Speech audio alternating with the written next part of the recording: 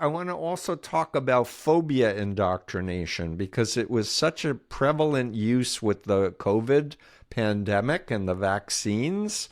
And I want to say that we are wired to survive, and we're wired to pay attention to bad news that might affect our survival.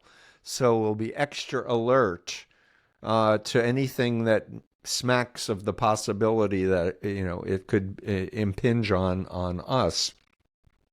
The thing, though, is that we need our frontal cortex to evaluate, is there actual danger, or is it a phobia that someone is saying with certainty?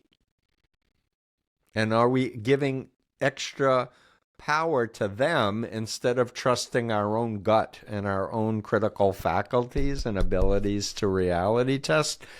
So I was taken as a Moonie in 1974 to see the Exorcist movie, and there have been two major retakes of that movie recently. But we were taken as Moonies to see the Exorcist movie, brought up to Tarrytown, where Moon personally said God made the Exorcist movie.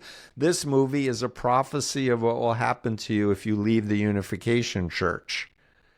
And I can look back at my recruitment and indoctrination at the moment when I stopped allowing doubts in my mind because I was petrified of being possessed by demons. And I didn't believe in demons before meeting the Moonies. I didn't believe in Satan, and I didn't believe in hell either.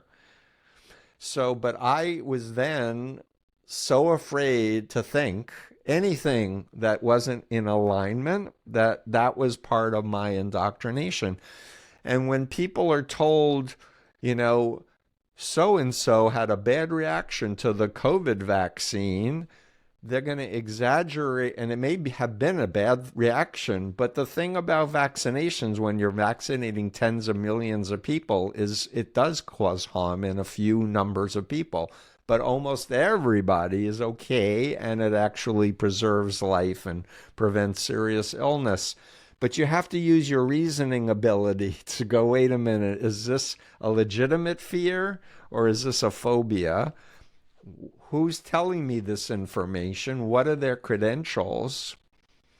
And the thing about science is that there are hypotheses, and then there are challenges by the scientific community. Does that really hold water? And is there a better explanation instead of yours?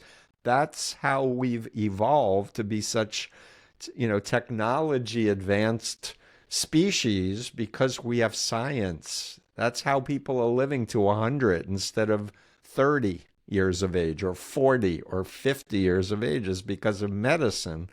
It's based on the scientific method.